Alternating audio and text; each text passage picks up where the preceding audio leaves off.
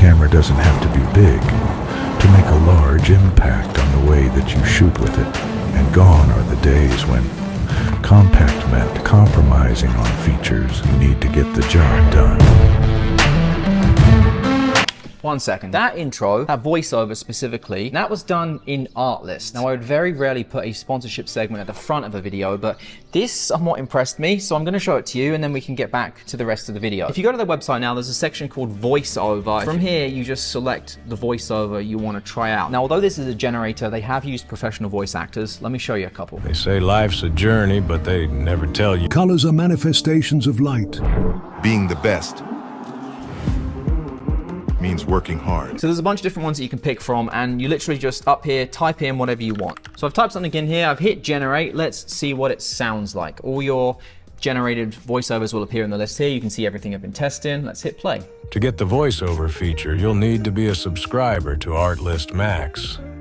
The voiceovers you create are covered by the Artlist license. Let's change to mentor. What you can also do is play about with the voice settings. So if you want to change the emotional range, make it more flat or expressive, you can do that. Change the style, have it less or more similar to the original voice. Change that a little. Let's regenerate. Click the link below to try out Artlist. Thanks to Artlist for sponsoring this video. Let's get back to talking about the A7CII. This is the camera that got me changing the way I think about cameras. I used to think that bigger camera bodies were better, they felt better in the hand, they were more premium.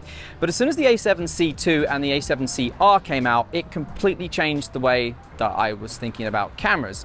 This has nearly been out for a year now, and everybody loves a good 1 year later video. So that's what we're going to talk about. This is the camera that got me interested in starting to go down the rabbit hole of shooting 65-24, because you can do the aspect markers to shoot wide on here. It doesn't actually bake it into the still JPEGs, but you can do it. But yeah, it got me down that rabbit hole of looking at other cameras that you can shoot like that, like the Panasonic S5 IIX, and now the Fuji GFX 50R and that rangefinder style body. So this is to blame for that. So we're kind of at that point in camera technology now where everything is getting a lot smaller. Everyone wants a smaller camera so they can pack it easier, but it also doesn't sacrifice the specs that we actually need with these cameras now being smaller. This has been a workhorse for me this year in the snow, in the sand. I've covered it in a lot of sand actually, far more than it probably wanted to be covered in. And I've never had any issues with it. Is that a feature or is it meant to be like that? I think it's supposed to be like this. It's like a perfectly symmetrical photo. I'd be lying if I didn't say I only shoot photos in this now in that wide aspect ratio as well. The only thing I've ever had problems with is using pre-production third-party lenses on it, and it freezed up the camera. And that actually happens a lot more frequently than you think, but that probably wouldn't affect you. But generally speaking, no issues with this whatsoever. This is on the complete wrong focus mode. I really need to change that. This has all the video specs that I could possibly need for shooting videos like this. The actual image from this in terms of 4K video is really nice because it's an oversampled 6K image, but it's 4K when you output it, because it's the same sensor that is in the Sony A7 IV. Now, yes, this does have that crop in 4K 60, and which I've kind of learned to just deal with when I am shooting with this camera, but there are times where I have taken advantage of that because I can get in a little bit further with whatever lens I'm using. So I've just kind of learned to work around some of the limitations that this has. And when it comes to stills, it's a full frame camera, so you can crop into Super 35 mode, still have a decent amount of megapixels, but also have extra reach from whatever lens that you're using. Has all the autofocus tech from Sony, all the AI stuff. The menus feel really snappy. So if I have to shoot a quick video, or just going out to take some stills, I find myself taking this more than I do any of my other cameras, just because it's smaller, it's more convenient, and it fits in a bag easier. It's missing some of the key features from the FX3, like true 24 frames per second, some of those nice tally lights, the beautiful big record button, and 2 card slots. But for travel, I've started to realize that those things really don't matter. For the longest time, I was very much someone that bought into the whole, you need to use 2 card slots for professional work. And I'm still in that mind for stuff you're being paid for, but when it comes to YouTube videos, I really do trust this now. I have had 0 issues with a card corrupting or anything like that. If the battery dies on this, before you finished closing off the file. It'll automatically close off that file for you. So I am very much swaying towards one memory card is more than enough for this, for my own content. That's really it in terms of specs. Now, I don't really want to talk more about those. You can watch a million videos about what this camera has, what it can do, including mine. I want to talk now more about how this actually handles in the real world when you're out and about using it. Now, if you're buying this for stills, you may find that that screen on the back there, because it is a flippy screen designed primarily for video and for vlogging, for filming yourself, that screen isn't the best for taking photos. It would definitely benefit from having the screen that the A7R5 had, but I'm sure to do that on the hinge where it flips up as well as outward would add a bit of bulk to the body, which I don't think Sony really wants to do. Smaller is better in most ways. Smaller means you bring it with you more to places. Smaller means you can fit it into a bag easier. And I'm slowly starting to test more brands, cameras, so it means I'm bringing more different bodies with me, which means I have less space for cameras in there. So that's where this is really working for me. Almost to the point now where having this and the A7R5 doesn't really make sense, and I've got to make a decision as to which one I'm selling.